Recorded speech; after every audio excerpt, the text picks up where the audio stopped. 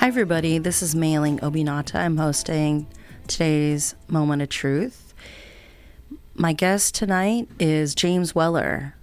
Some of you might have met him through a spiritual context or an activist context or maybe his professional context, but I had a hunch he's like a fascinating guy and I wanted to do a deep dive to go beyond like the sizzle of Jim Weller into the substance. So he was very kind to sit down with me for a nice long chat. So I thought it was just very interesting to learn from someone who is an effective activist whom people might not know about. So if you've ever wondered, hey, how could I become an activist? I think this might be illuminating. Thank you for being on the show, James. My friends call me Jim. Thank you so much for being here, Jim. I always try to accept authentic, genuine invitations. Thank you. Well, so sometimes your name pops up in the newspaper for different causes. For example, you're working on a project with your church. Yes. Yeah. So that must be like very exciting. I'll let you explain what you actually do, but you know a lot about real estate and the legal aspects of land. Yeah. Professionally, I'm a land title consultant, which means that I'm an expert in a narrow practice related to real property law.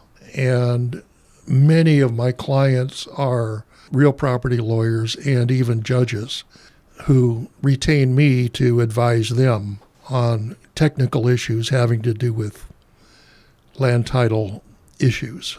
Right. So you also are very active in the community from, I would say, a spiritual standpoint. So there are many dimensions to the Jim experience. So I would like to kind of go past or, I guess, pan back from the sizzle into the steak of, who is Jim? How did you become this way? So, so when you were growing up, what were you learning about right and wrong? Well, I've thought about that recently, reflected on that, and I would say that I received my main moral and ethical influence from my father, who was not a particularly religious person, but, he was Christian and had a strong sense of social justice and duty to the community and to live in a way that's conducive to the common good. And so he imbued me with those values. He was also pretty much a socialist sympathizer and an anti-war activist, even though he had served as an Air Force officer in the World War II. I came by that orientation honestly.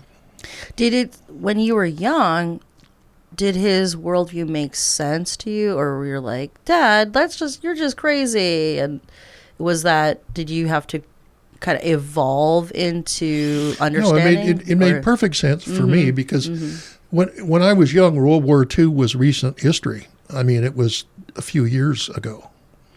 I was born in 1950. Oh, okay. Okay. And so I grew up hearing all kinds of stories from everybody about their wartime experiences. And of course, it was all over the map, the whole range from pro-war to a few anti-war. But my father had a particular, what he would call moral injury resulting from his participation in the war. He wasn't in combat and he wasn't injured, but he was partly responsible for killing hundreds of thousands of people through firebombing in Germany and Japan. And that transformed me into a socialist and an anti-war person, and he passed that on to me. And when I was a teenager, it was Vietnam.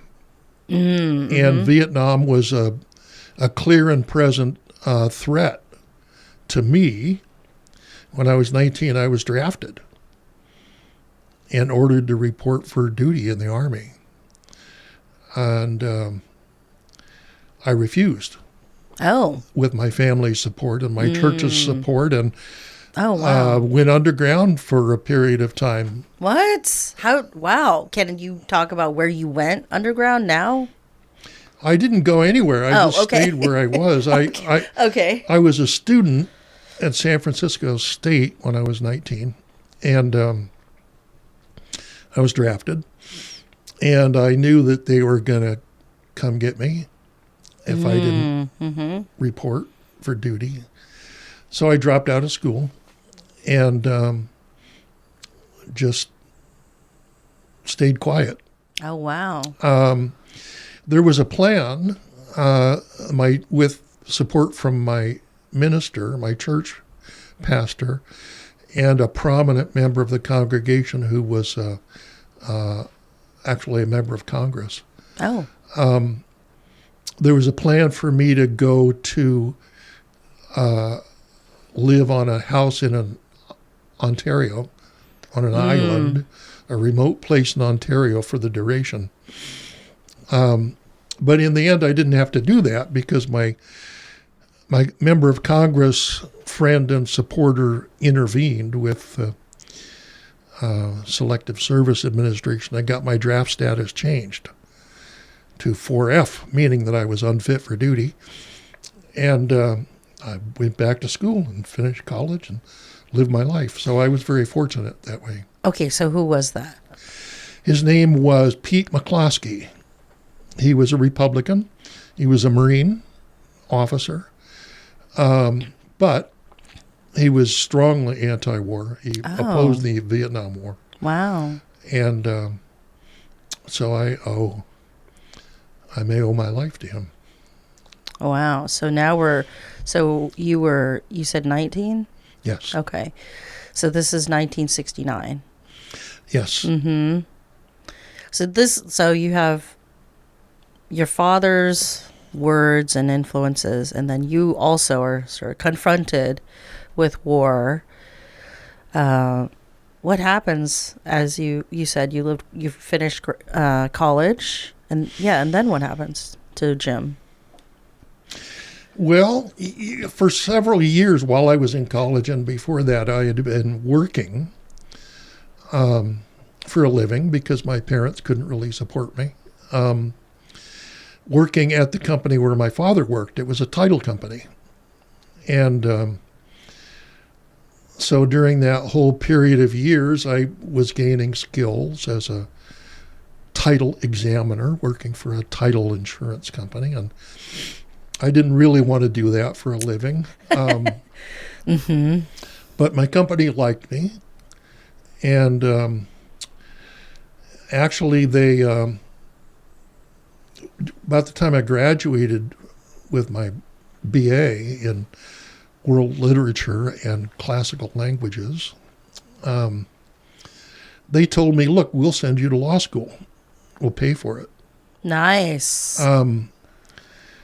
All you have to do is promise to work for us for the next 20 years. Okay, that's a long time. Yeah. And, I thought about it. It was a good offer. I liked the company.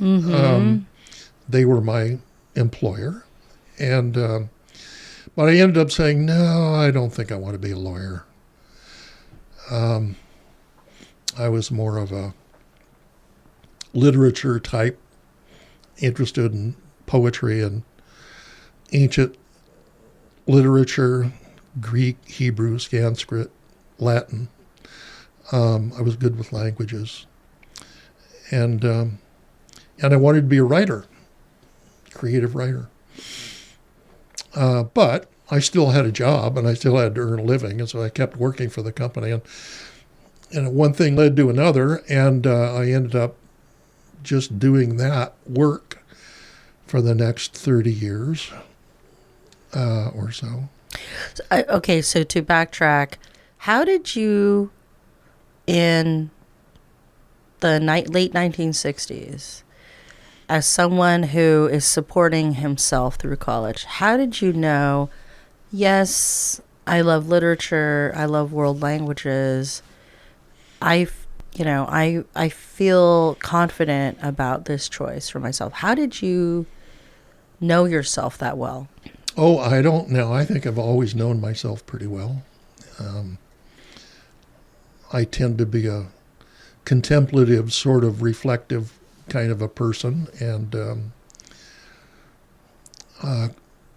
competent in thinking and reasoning and written expression.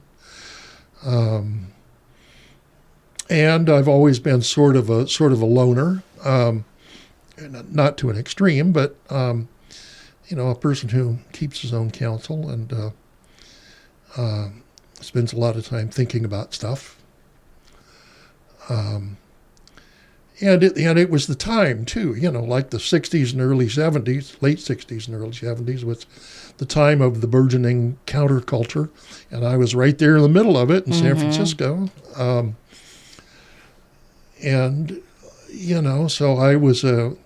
I was an artistic, creative hippie with a long beard and long hair who smoked dope and dropped acid, and a scholar, and I had a job. Nice. And I needed the job.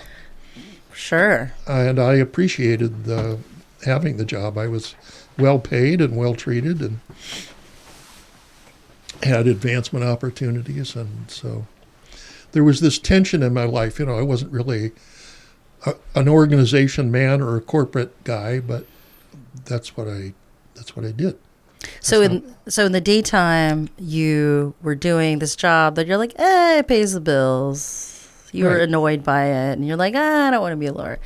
But in your free time, you had your long hair and your artistic expression and interests.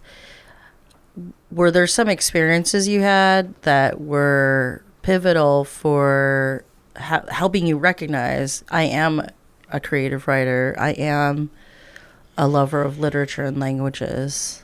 Because I'm just thinking, for a young man in the 60s, that just seems like a bold choice that I'm not sure that the society was really encouraging at the time. But I found places where I was encouraged. I associated with people of a similar kind. I also had a strong spiritual core. I wasn't especially religious, although I did belong to a very liberal church, Unitarian Universalist Society. And one big influence that I had in my early 20s, really starting when I was in college, was I was in San Francisco, and I met some people who were close devotees of a guy named Alan Watts. Oh, okay. Who was, at the time, an English scholar and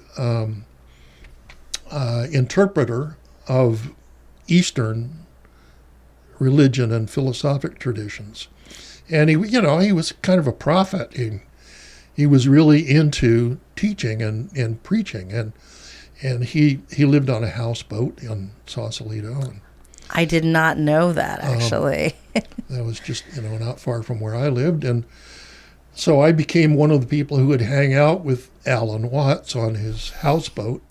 Oh my goodness! In Sausalito, and sit at his knees and listen to him with his Dharma talks for hours on end every Saturday. And so that opened me up a lot. I mean, I learned a lot spiritually and about alternative ways of understanding reality and the meaning of life. And I went on from there to explore, resources that he introduced me to, Eastern religious writings and scholars, and so I always had an interest in that, and that was copacetic with my interest in ancient literature. Right. I was going to say that seemed like a match. And ancient texts. So I learned to read a little Sanskrit and partake of the Vedanta scriptures from northern India and some Buddhist literature, sutras. How did you decide, hey, I'm Jim, I'm gonna give back, right? Because you were talking about strength or learnings you've received from, say, your church. You mentioned the Unitarian Church when you were in San Francisco, and that you were hanging out with Alan Watts, right? And you had your job and so on. So I've heard about how entities have had an impact on you. But how did you decide, or how old were you when you decided, hey, I'm Jim, I'm going to start, helping out in my own way? Like, were you very young, starting as a young teenager. As I said, I had that family value set that had to do with social responsibility and the duty to the community to make things better, or at least not do any harm. And in the 60s and 70s, there was a lot of bad stuff going down. The Vietnam War, social turmoil, police riots, war against drugs. And so it became part of my personal ethos to be committed to doing what I can to both explore a better way of living and to imagine a better way of living, and to do what I could in the world as it is to improve people's lives. And so I did that in a number of ways. When I was young, I dabbled in local politics. Like as a teenager? No, in my 20s. In your 20s. Were you helping out with like campaigns or? Yeah, there was a time in my early 20s I lived in Ukiah, Mendocino County. And at that time I was involved in local politics. And I was on the Democratic County Central Committee as a very young person. Wow, that is quite young. I worked for a couple of candidates, elected officials, a congressperson. I helped with some campaigns, some progressive statewide campaigns, like I was part of Tom Hayden's campaign staff when he ran for Senate in 74, I think, 76 maybe. And I even ran for election myself at one point. I ran for city council when I was about 24, living in Ukiah. And I wasn't elected, but I did pretty good for a 24-year-old. And all of that was part of my trying to find a way to improve the conditions of life for people in my community. And later on, I kind of let the political thing go. I'm not especially involved in political campaigns now. But later on, in my 50s, here in Santa Cruz, I became part of a community organizing project that was sponsored starting in about 1999 by the Catholic and Episcopal archbishops for this diocese. And they sponsored an organizing campaign using the tools that had been developed by the Industrial Areas Foundation, IAF, which was created by Saul Alinsky in Chicago in the 1920s. So how did you even hear about this opportunity? Because, were you an Episcopalian or a Catholic at the time? Or? No, I wasn't. No, okay. I wasn't either. I was a Unitarian Universalist. Okay. And I belonged to the Unitarian Fellowship in Aptos. Is that the one near the on high Freedom school? Boulevard. Yeah. Okay. And I was a kind of a lay minister. That was my function there. I would conduct Sunday services and preach or teach. I wasn't ordained, but it was a lay-led fellowship, and so that was my role. And that fellowship, as well as most Unitarian Universalist churches and fellowships, are very strongly oriented towards social justice. That's their thing. Mm-hmm. And so the bishops hired a couple of professional organizers who came to Santa Cruz County and started organizing in churches. Oh, wow. So that was the whole idea. That the idea was to organize among members of local churches to do things together that would benefit the community and be responsive to regular people's needs, especially poor people's. Mm-hmm. And so one of these organizers came to my Unitarian Fellowship one Sunday and introduced himself and said, "I'm here, this is what I'm doing." His name was Ken Smith. And I'm interested in talking to people who might want to learn more about what we're doing, what we're trying to build, and what the method is. And so that interested me. And so I said, yeah, I'll sign on for that. And I kind of became the representative of my fellowship in this organizing effort. So I was like the local organizer in the Unitarian Fellowship, working on this larger project that involved many different churches in the region. And so that work entailed developing public and personal relationships with people in other religious traditions, and especially clergy. And that was a new thing for me. The people I was working with were Christians of different types. And I was not a Christian, especially. Unitarians really aren't. Right. Christian, or at least not strongly Christian. And so that was a mind blower for me, because I started getting to know these people who were Christians, who were Presbyterians and Baptists and Episcopalians and Lutherans and Catholics.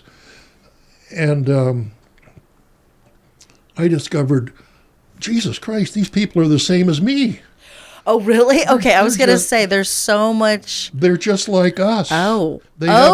They have the same values, socially speaking. Oh. They're all generally progressive. They're all people in the community who want life to be better for everyone in the community. And that was just a great awakening for me. And also this intentional organizing work through relationships was a new thing for me, because I was kind of, reserved kind of a guy and not gregarious. And, so I had to really work at intentionally developing purposeful relationships. And so I became, part of the organizing effort. And that work, after several years, led to the formation of what's now known as COPA, C-O-P-A, which now is an almost 30-year-old community-based community organizing coalition. What does COPA stand for? COPA. Communities organized for relational power in action. So the R is silent. Oh, okay. Okay. And there's a story that goes with that. At the time, this was back in about 2003 or so, we had our first big organizing convention with representatives from all of these churches that we'd been organizing. We had about 1,500 people or so. Came to this convention, and it was for founding this new regional community-based organizing network. And there was a group of core group of leaders in a room, and before the convention, and we had to decide on a name. We had the plan of organization for this effort, but we didn't have a name. We had a temporary name. So we went through all kinds, put stuff up on whiteboards, and people said, I like that, I don't like that. Most of the people in the room were Spanish speakers. And, so we had up on the board communities, organizing, relational organizing, power, action. And somebody said, okay, communities organized for relational power in action. What does it spell? Corpa? And some Spanish-speaking guy said, copa. In Spanish, copa is cup. And among Spanish Catholics, it's the chalice, the communion chalice, copa. That's also the World Cup trophy. Copa. And everybody said, yeah, that's it. So that's how it became copa. Well, I can see a chalice or a cup like in my mind. That's really crystallizing as an image. So it makes complete sense as a name. You were mentioning that this is your first time meeting people, these other churchgoers, and saying, "Oh, they're actually just like me." Were you surprised? And if I may say, as a child of the counterculture and someone not necessarily steeped in the same traditions of Christianity as these others, were you thinking, "Oh, well, was that refreshing, or was that sounds like a great growth opportunity for you?" How did you meet the moment to be with everybody? Yeah, it was a big transitional period for me. Of course, I had spent years studying culture and religion, in general, and some religious texts in particular, but as literature. Yes. And I'd spent a lot of time with Alan Watts and other people like that, working on ways of understanding the meaning of being. And so I had that, and I was positively oriented toward religion in general. I wasn't anti-religion. It's just that I didn't have any experience being a Christian. And I didn't really want to be a Christian. I just wanted to work with these people who were and pursue our common values. Well, what ended up happening was that more and more I became a leader in this organizing network. And in my own congregation, people started seeing me as an envoy, an ambassador, a person who's leading them into relationship with others. And people started saying, maybe you should become a minister. And that kind of grew on me. And of course, there's a lot that you have to do to become an ordained minister. You don't just say I'm a minister. Right, you don't just wake up one day. There's a lot of academic Sure. preparation and credentialing and so forth. But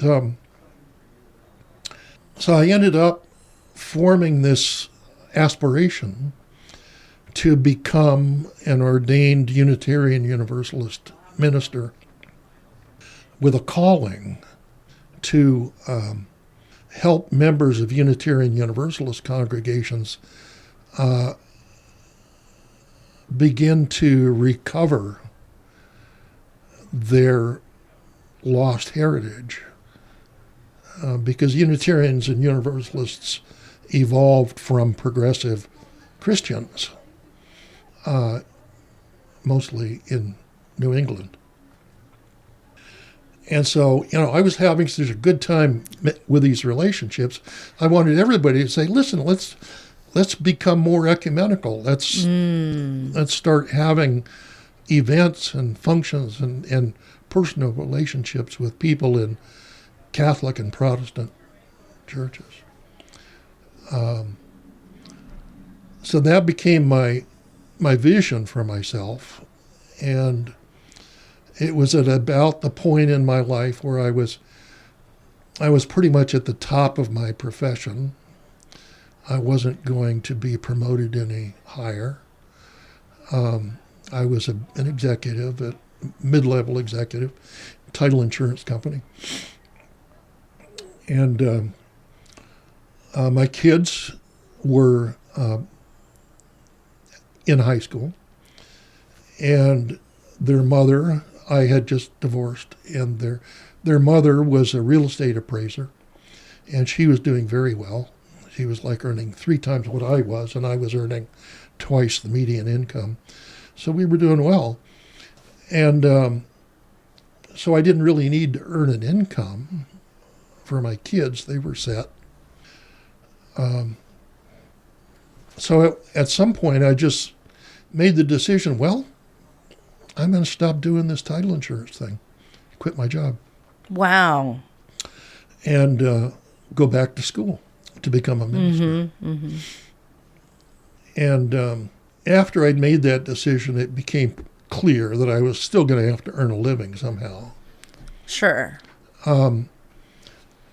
And given the expertise that I had in the way that I was already serving the clients and customers of my title insurance company as a consultant for them in their litigation and helping them solve issues and things, I said, well, I can do this pretty much the same stuff with the same customers and clients on my own.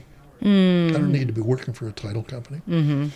So I established a consulting firm for myself, just one guy, and did well. And, right from the start, I was able to earn a living that way while I was doing graduate work in religion and philosophy. And so that's what I did. I moved to Berkeley. Any particular reason Berkeley attracted you? Because Berkeley is the location of the Graduate Theological Union, which is the premier progressive religious educational consortium. Oh, okay. It's a consortium of seminaries of different denominations. And Wow. And so before I tried to enroll there directly, and they said, well, we think you're a good candidate for graduate school with us, but you really don't have much experience with religion. What? Why did they say, or what? And why did they say that? and Or so why they do you said, think they said, okay. here's what you do. Go back to school, get another bachelor's degree in religious studies. Wow. And so I did.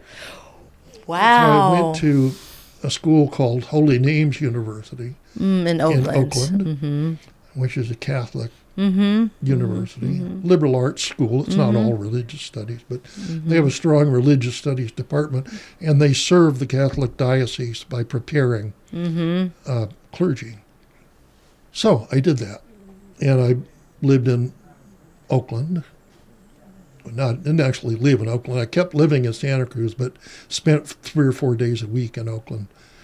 And so having done that, having graduated with a BA in religious studies, and now I had some credentials as a religious scholar. Then I went to the Graduate Theological Union and Wow. spent 5 years there in Berkeley, and had the time of my life because I earned 2 master's degrees, and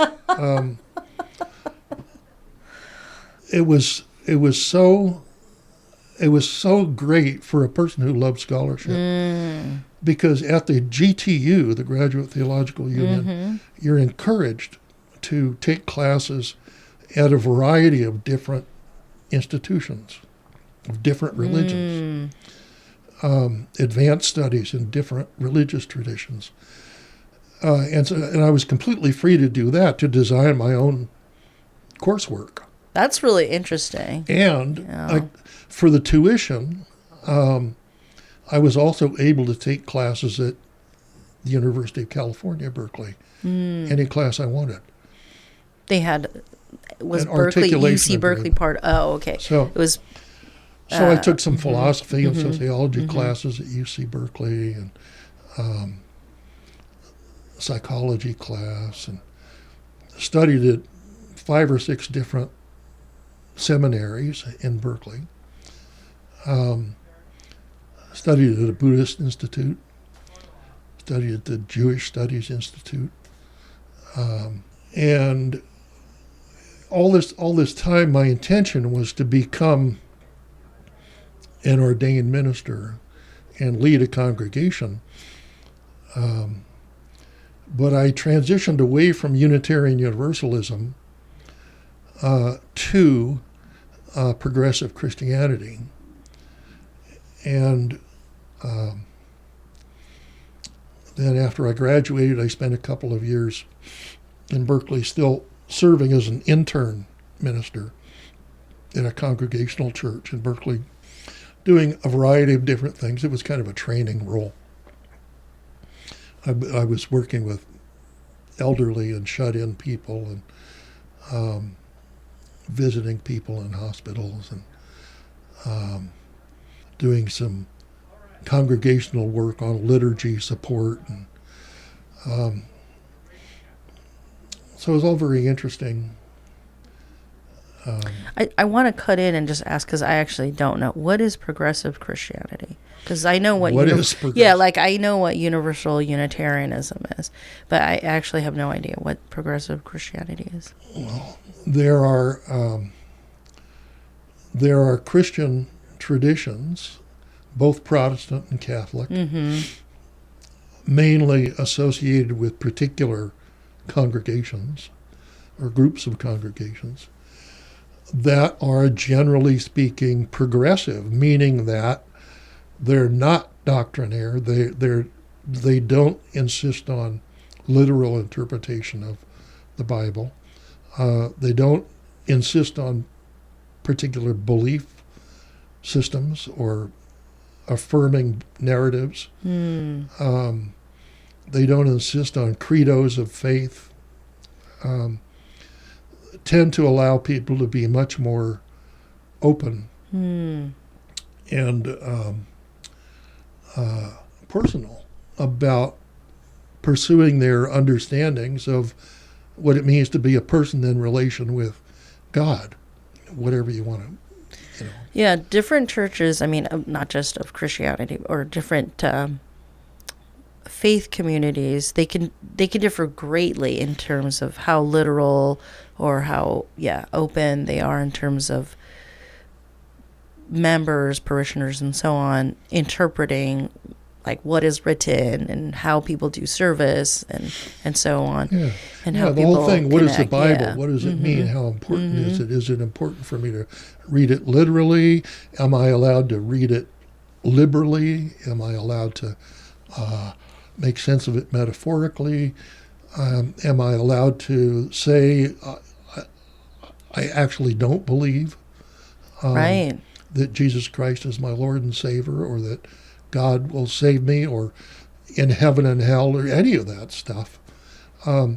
Believe it or not, there are lots of American liberal progressive Christians who aren't hung up on any of that stuff. Wow. And I belong to a congregation that's like that. Thank you. Thank you for sharing that. So what year were you doing all your studies in Berkeley and getting 2 master's degrees?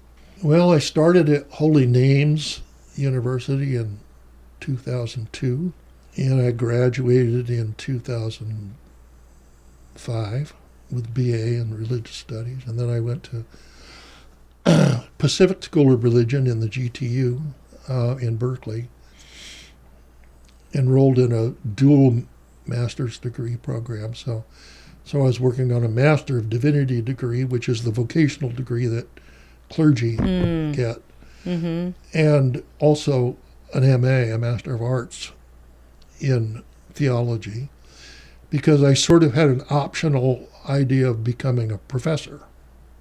Oh, so... And that's what the MA would be good for, because that would lead to a PhD. Wow, so you were going kind of pre-professional track, or rather, vocational, but also like literally academic track. Right.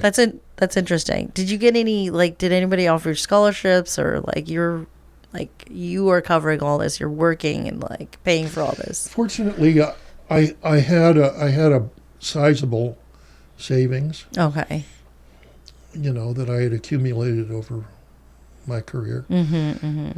And even though I had been divorced and no longer had a house, I gave the house to my wife and kids. But I had some money, and I was earning income too. Right, because you had your business, yeah. So I was able to pay as I went. It was costly. I probably spent $400,000.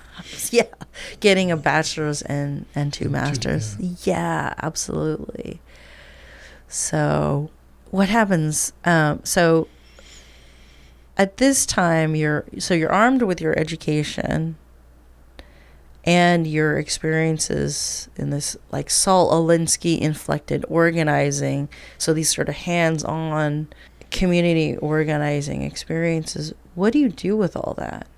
And you're running your business, but what do you do with all that? Do you move? So I think you were in Santa Cruz, but you're kind of commuting for your... Well, between Berkeley and Santa Cruz. Between Berkeley and Santa Cruz, and then I lived in Berkeley for graduate school.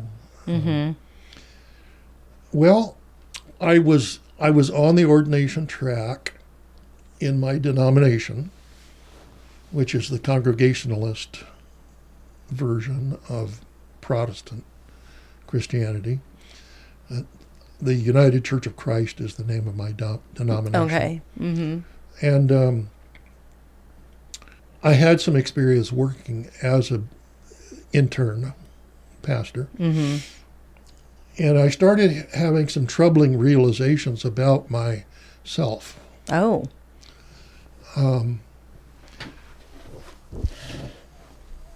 Partly resulting from my relationships as a minister. I kind of felt like I wasn't really getting over with people as a minister. Getting over meaning? I wasn't able to develop meaningful spiritual relationships. You felt like? I felt. Okay. And also I was getting more and more isolated socially, because all of my long-term friends were in Santa Cruz. Oh. And I wasn't really making many significant relationships in Berkeley, even though it was a really interesting and exciting place to be intellectually. Also, the air was bad. The air quality? Air quality was bad. I haven't driven a car since 1993. So when I was living in Berkeley, I was walking and bicycling all over the place. And, when you're doing that, you're breathing auto exhaust. Yeah, absolutely. Eventually, I decided, well, I'll just go back to Santa Cruz. And because I could do my professional work anywhere. Sure. And so I did. I moved back to Santa Cruz and hooked up with my present church. It's now called Peace United Church of Christ. At the time, it was called First Congregational Church of Santa Cruz. And initially, my relationship with that congregation was that I would become an ordained minister, not necessarily the minister to that church, but that they would, like kind of shepherd me and support me. But as I went on, and I started doing community organizing stuff as a part of my present church, Peace United Church of Christ, I just came to, after lots of interior reflection and self-examination, came to the conclusion that I didn't really have the aptitude to be a pastor, to take care of the spiritual needs of people, because I wasn't all that good at interpersonal relationships. That sounds so harsh. Well, I don't mean to be harsh about it. I was able to have relationships, and I did have relationships, but I'm just not so constituted as to easily enter into social relations with people. Did other people actually feel like that? Like, is this just like, hey, me, Jim, I have this opinion? Or is that, do you know, like, did other people also evaluate you the same way? Yeah, there were other people, mentors, who said, you just come across as being kind of aloof or not completely connected, or at least not easily emotionally connected with others. And I began to explore that and understood that it had some basis in my life experience of, relationship losses and even childhood experience of, we just learn how to relate as we develop. And in my particular course of development, I didn't develop those skills as well as some other people did. Anyway, I came to the conclusion that to drop the ordination thing. So I continued to be a member of the congregation and a leader, and perform some ministerial or leadership roles. But I just dropped the idea of becoming an ordained minister. Can I ask, what does loss teach you in terms of, I actually think loss can give people just certain like strength and wisdom that just nothing else can. I actually think loss is an interesting resource, but that's my opinion. But what's your opinion? Well, for me, the experience of profound loss of a relationship, combined with growing older, and the changes the hormonal changes that come with aging, so I don't have much of a libido left anymore, and which is natural for somebody who's 75 years old. And even when I was 50, I was less horny and interested in the relationship thing. But anyway, but yeah, it taught me that to be an authentic, good person, you can't be dependent on a relationship with someone else. In other words, I learned that there was never going to be somebody who would complete me.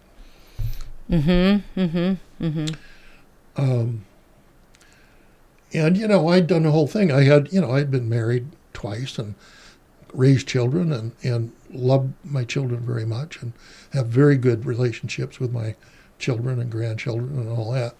But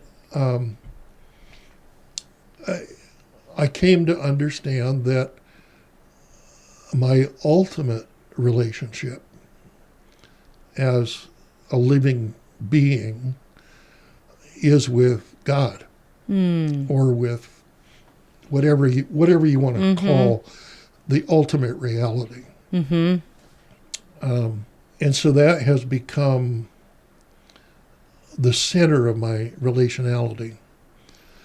And some people might think, well, you're making it up. You're relating to an imaginary person. And that's not it at all, because I don't understand God as a person or even as a being. I understand God, if you want to call it that. Other religions and languages have other words for it. But I understand it as, the ultimate reality and source of being. And that is at the core of who I am and what I am. So I try to cultivate an experience of myself as being an expression of ultimate reality in contingent reality, in history. I mean, in material being. And for me, that's it. That's my ultimate concern. And it doesn't mean that I ignore other people, no, because my calling as a progressive Christian is to love my neighbor as myself, and to do unto others as I would have done unto me, and to share what I have with my community, and to serve my community, especially the poor and hungry and disadvantaged and disenfranchised. All of that's a core faith calling for me. So it's interesting talking about, say, grief and loss and dependency and not depending on relationships and loving your community and certain wanting to serve it. Do you think it matters, like that you're doing this profession, or do you think, hey, if I was good at whatever it is, I would just enjoy being good at something? Yeah, I think so. Okay. I think so. I think I really want to use my life energy to achieve excellence in some respect, and to do as little harm as possible in the process, and maybe even do some good. And so that's why I do what I do. I could have gone, at any point, I could have gone in another direction. Like I could have gone into buying and selling real estate, being a real estate developer, but I've never been motivated by profit or wealth. That's just not what I want. And in fact, I think that excessive profit and excessive wealth is a morally negative thing. Why do you think that? Because anytime someone accumulates more than they need, it's at the expense of someone else who has less than they need. That's just the way society and economics works. That's why social life is always a class struggle. Okay, say more. At least in a society like ours. You just said social life is a class struggle. What does that mean? Well, the have-nots are always wanting and needing to have more than they have. And the haves are always interested in preventing the have-nots from having more, or at least having any of theirs. And always, there's a power thing where people equate wealth with power and merit, and so therefore, want to be wealthy and powerful and dominate those who have less. I mean, that's just reality. That's how life is. That's how social life is, especially in a free market capitalist economy like ours, where almost anything goes. When you say social life, what does that mean? I actually don't know what when I say social life, I mean people like hanging out. But I imagine, or I'm thinking that when you say social life, it may mean something different. I'm thinking of the functioning of societies. Okay. Sociology, socioeconomic relationships and functions. So you're not motivated by wealth. I mean, I want to have enough. Sure. But I don't want to be in need, and I don't want to be in a position of having to compromise my values and ethics for mere money. But another ethic that I've always grown up is the importance of earned income. So all of my life, I always felt that it's my duty to society to live on what I can earn, and not on what I can obtain in other ways. So for me, there's a positive value in living on earned income as opposed to passive income or capital gains or investment income. Wow, that is a radical, or maybe the word is not radical, but that is a very clear delineation. So do you feel like money has like an energy to it? No, money doesn't have an energy to it. Money isn't real. I mean, money is an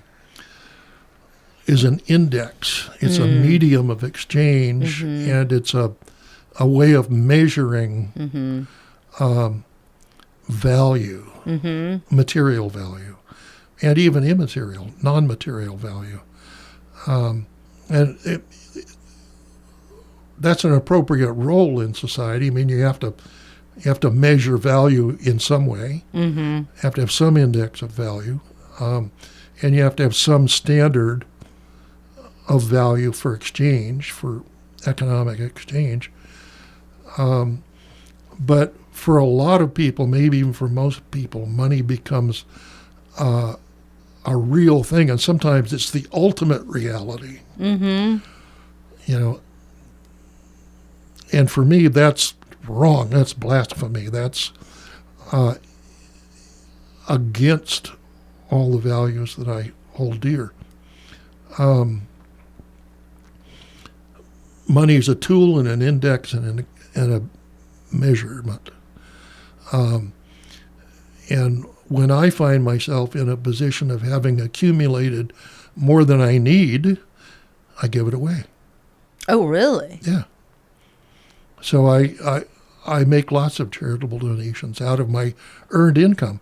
I don't have a big balance sheet. I mean, I don't have $1 million in the bank.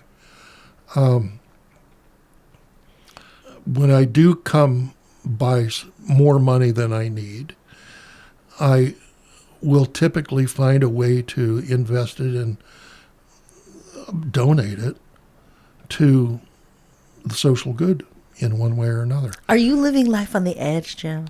No. Like, no.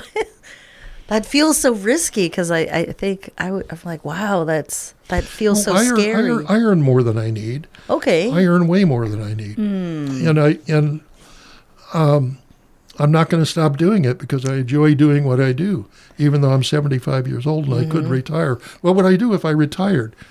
Sit around and drink beer?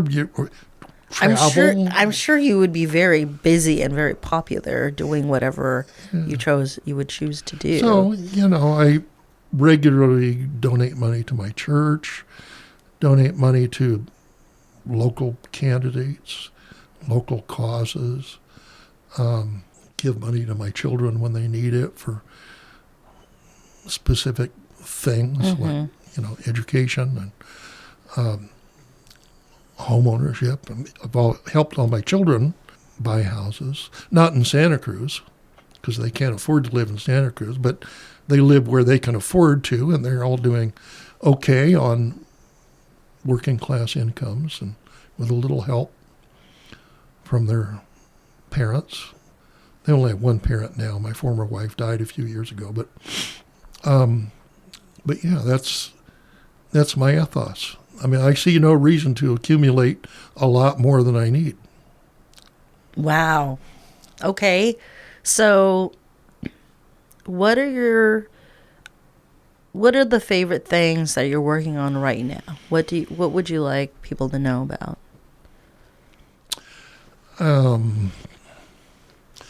Well, I've done a lot in support of affordable housing here in Santa Cruz, in the Santa Cruz County. I am in charge of building a 47-unit affordable housing project on my church campus in partnership with a local developer and a local investment group. That's a long-term project, but one day in the future, it'll be home on the church campus for 130 or so people, about half of whom will enjoy below-market rent. I put a lot of energy with other COPA leaders, partly, into Measure C, the affordable housing tax measure that was passed in the city of Santa Cruz last year. Worked closely with other community leaders like Fred Keeley and Don Lane and others on that. I even drafted much of that ballot measure, the part that had to do with the transfer tax, the real property transfer tax. And what else? Well, the rail and trail. So I've long been an enthusiastic advocate for both the rail and trail projects in the Santa Cruz Branch Railroad Corridor. I was instrumental in helping the Regional Transportation Commission acquire that railroad 25 years ago, 20 years ago. And so I feel kind of a connection to continuing to advocate for its highest and best use, which is for public transportation and recreation, trail. And of course, as everybody knows, that's a politically fraught project, has been for many years. There are interest groups pushing both ways. And so I try to be helpful in advocating publicly for progress in developing the rail and trail.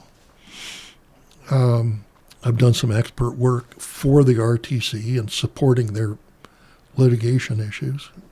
I've done a lot of ecumenical and interfaith community organizing among local progressive churches, developing things like educational conferences.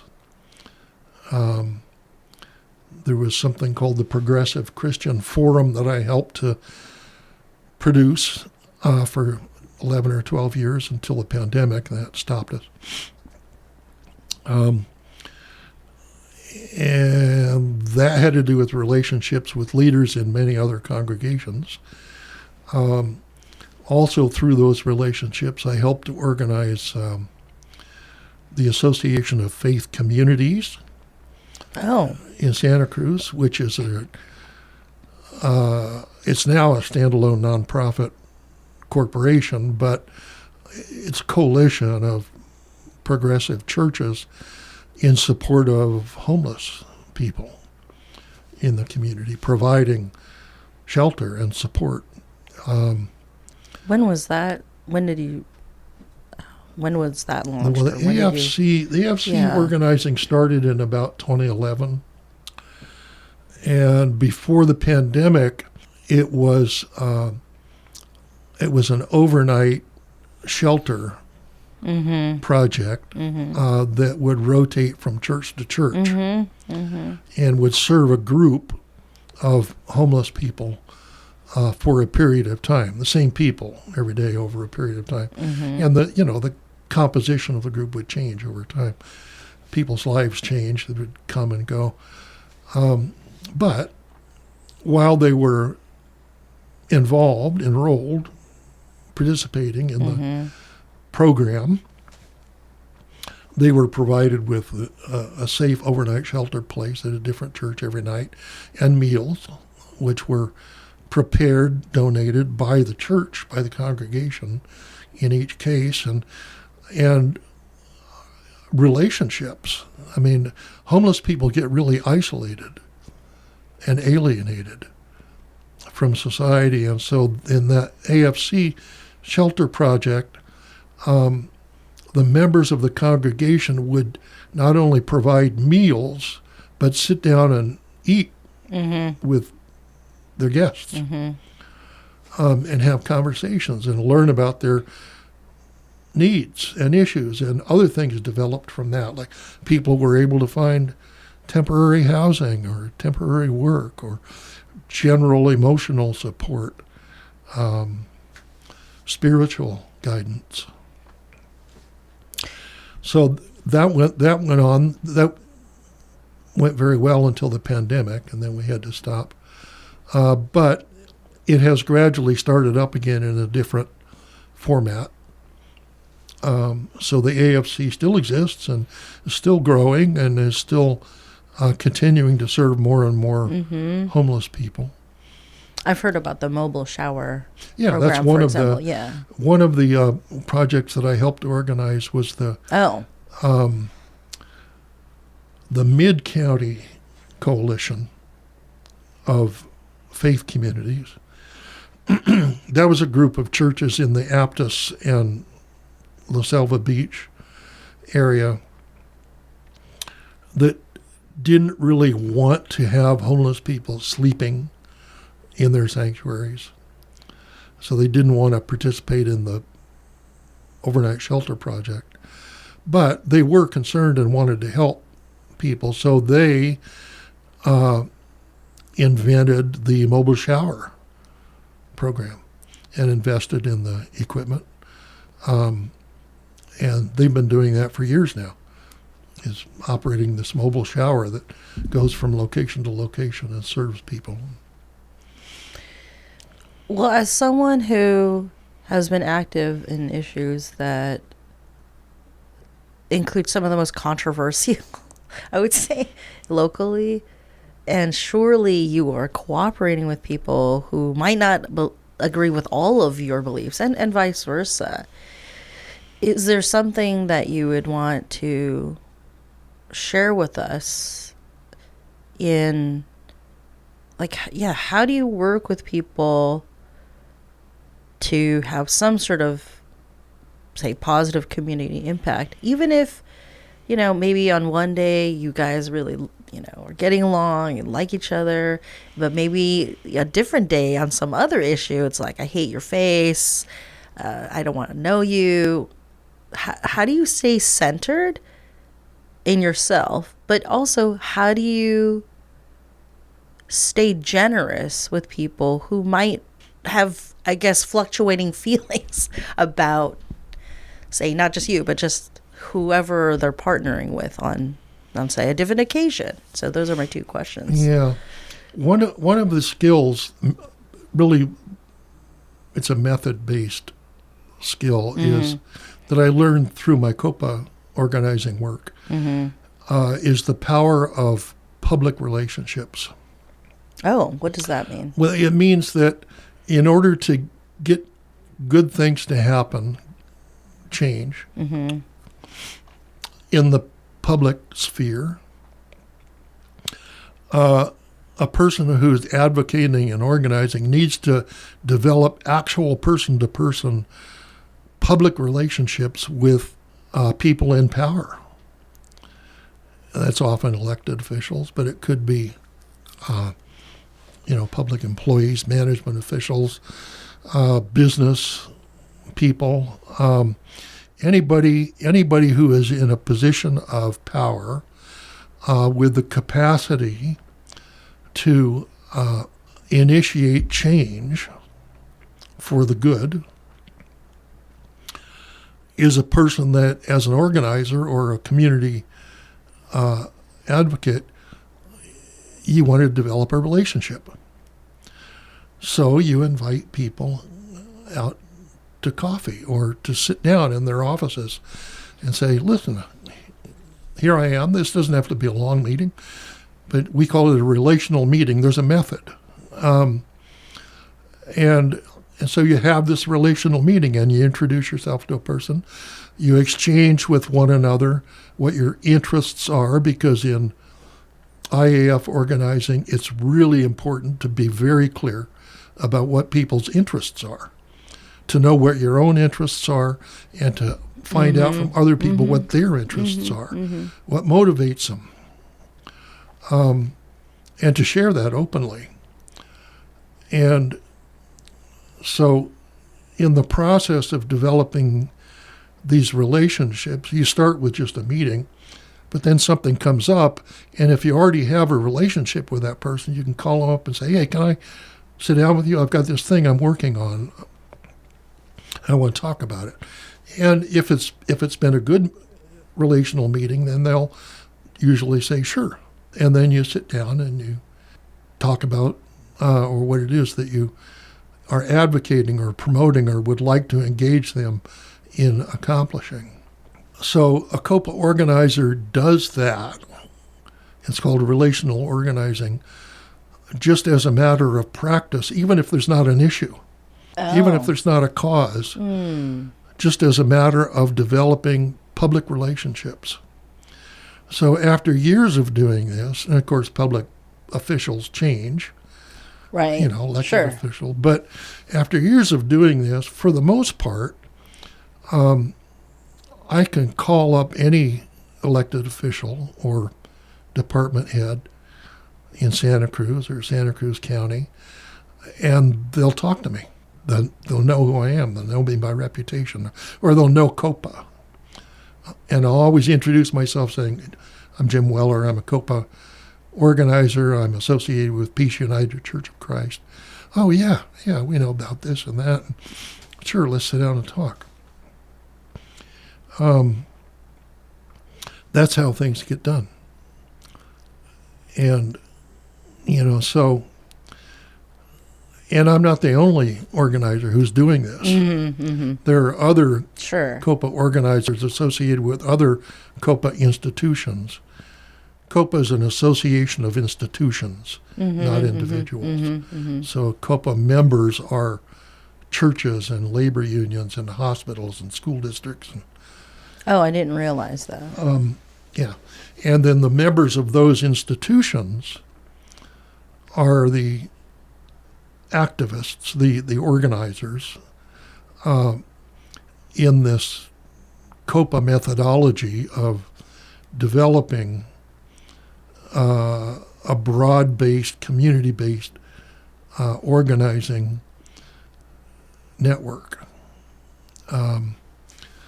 So that's how we do it. So what happens so I think it's really interesting, by the way, what you're saying about just having these relationships in place, even when there's not a particular cause or issue that you're advocating for, just making those relationships. But what happens when, I can't imagine that every day goes perfectly when you're organizing or when you're relating even to people or entities you're in partnership with, and you have to sort of recenter yourself. Like, how do you do that? Because I'm pretty sure there are many others who are attracted by wealth or power or just things, right? Because you said you have to be very clear on what are your interests versus what are their interests. I'm pretty sure your interests probably don't change. And these other people you're dealing with or entities, their interests might not change either. Like, I don't know, politicians, they want to get reelected or this, or they want exposure or whatever. And, business people want to make more profit, et cetera, et cetera. So how do you stay centered when you're dealing with people whose interests might be very different from yours? Yeah, well, this this public relationship thing doesn't always work well. Okay. Okay. Sometimes you come up against somebody who's hostile. Okay. Or, is politically adamantly opposed. Mm-hmm. And there are a few elected officials I could name who, I don't maintain public relationships with because I don't like them and I disagree with them and I'm opposed to what they're trying to accomplish. Mm-hmm. Can't get over that. But sure. Under the best of circumstances, people who are serving in elected office, even though they have different interests and different roles in the community, generally are interested in helping to achieve the common good and the benefit of the community in their view.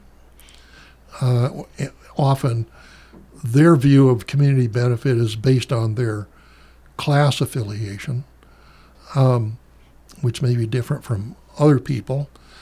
And so, what's good for some is not always good for others. But generally, these are people who, from their own perspective, are trying to do good. And so you have to try to find some way to meet people on common ground and acknowledge to one another that you're both trying to do the best you can with what you got, Uh-huh. Now, one of the really important reasons why COPA works and has lasted for 2 generations now is that it's faith-based.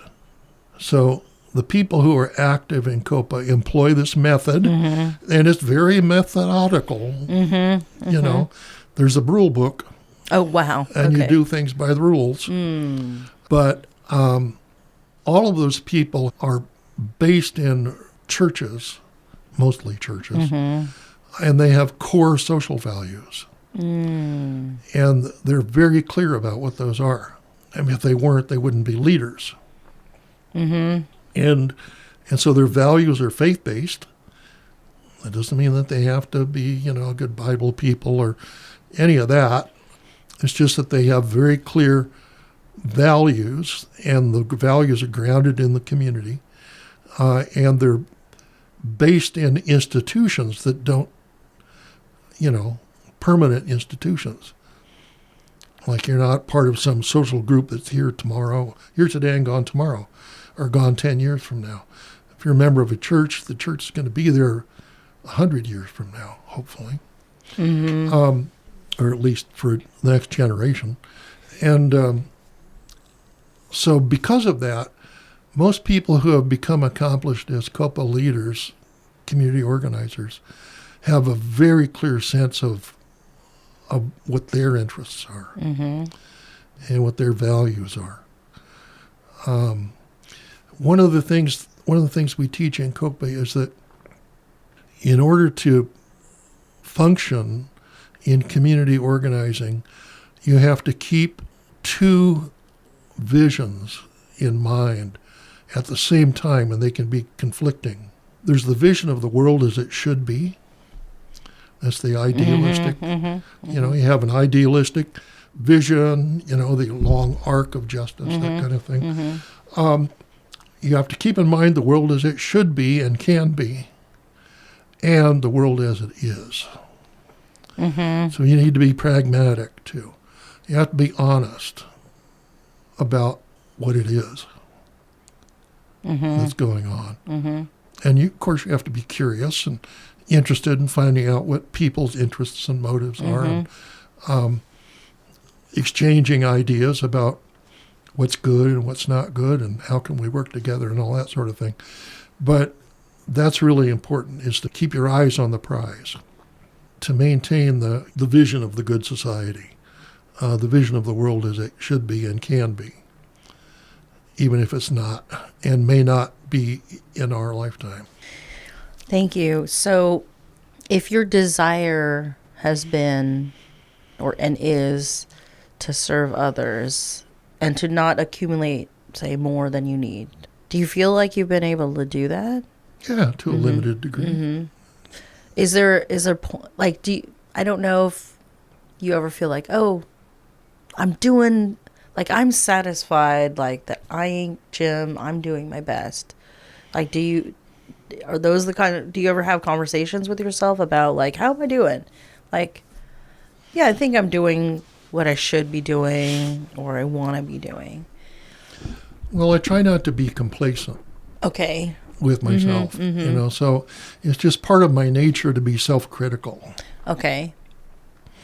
And so I find myself constantly, if I'm going through my day working on this, working on that, and I have a little break and I'm not doing anything, I'll ask myself, well, what should I be doing? Isn't there something I should be doing instead of just sitting here eating potato chips or having a beer or I don't drink much, but I do like beer now and then. And so, yeah, I mean, I'm constantly on myself, making sure that I'm doing the best. You're on task. Doing the best that I could be doing. And if I'm not, then I'll give myself a little slack now and then. I mean, you have to do that. But it still nags me that I don't want to be in the position of not having done something that I could have done that would have created some greater good. What homework would you give to people who want to channel, like, their inner Jim Weller, and maybe they would love to be organizers one day or to improve their game as, like, someone who wants to contribute community service and so on? If you could give advice to them, what would that be? I'd say the most important thing is to work on relationality. To work on relationships, not just relationships within your own in-group, but work on relationships with people outside your in-group or your club or your party. If you're a typical Santa Cruz progressive, like 4 people who are running for mayor currently, who have always identified as local progressives and, exist in a milieu of local progressives. And I'm not saying there's anything wrong with that. I mean, those are a lot of my friends. I consider myself a progressive too. But it's important to be able to have genuine relationships, public relationships, not emotional, affective relationships, but public, functional, political relationships with them, the others, the opposition even. Not only for what you might be able to accomplish, or not for power, because relationality is not about power, getting power over others. It's about developing power with others. There's power over others, and then there's power with others. And it's the power with others that actually gets positive change accomplished. If you're seeking power over and against others, somebody's going to be a loser. So kind of reframing. And losers aren't happy. Okay. People don't like being losers. So that's anti-productive to try to do politics and community organizing in an adversarial way. It doesn't mean that you have to compromise your values or be somebody you aren't. But if you want to get something good to happen, even a little bit, it's important to be able to have genuine, authentic, honest, open, public relationships. And by public, I mean as opposed to private. So, where everybody knows that you're relating to each other? Is that or the people you're relating to understand that this is about the public interest. Oh, okay. It's not about private interest. So it's not like I'm relating with somebody for the purpose of doing business or selling them something, or getting something personally out of them, or disadvantaging them personally or politically. It's about using the relational method to try to generate some good, a positive outcome. And don't misunderstand me. I'm not saying that I'm such a great community organizer and a guy who's done lots of things for the community. I've done my best with what I had. And I have some accomplishments, but it takes a village. It takes a whole community of people working together with some sense of commonality, of being accountable to one another. And some people aren't like that, and you can't work with them, and so that's, but yeah, that would be my advice, is to work on relationality, try to de-emphasize the adversarial stuff. You can speak your mind and say what you think, especially it depends on the forum, like on Facebook, you can say all kinds of stuff that you wouldn't say to somebody face to face, but that's a different context. Yeah. Sure. Different forum. All right. And you've had you are in your place right now with your spiritual life, and I'm sure that's like an ever evolving thing, but are there certain lessons that you would just want to share? Not necessarily advice, but things that really you benefited from examining, say, how you carry yourself as a person, practicing like your faith, right? And you've had a huge body of experiences as someone steeped in faith communities. Are there things you'd want to point out in terms of like the life lessons learned? Yeah, I think so. And, they're very traditional matters of religious ethics. I am my brother's keeper. It's better to give than to receive. Do unto others as you would have done unto you. And the converse, don't do unto others as you would not have done. Love thy neighbor as thyself, which basically comes down to justice and mercy. We're not talking about love in the romantic sense. We're talking about love in the sense of unconditional positive regard, to put it in a psychological frame. Seek the good of the community where you find yourself in exile. That was a prophetic saying that had to do with the legendary time when the people of Israel were captive in Babylon. So one prophet said, while you are in exile, seek the good of the community where you are. That's how to express your sense of justice and mercy and adherence to the commandments. Now, I'm not into commandments, and I don't talk about 10 Commandments a lot, but, actually, most people don't know it, but there are several versions of the 10 Commandments. In some versions, there are 13. They're a little different, appear in the Bible, in the same texts.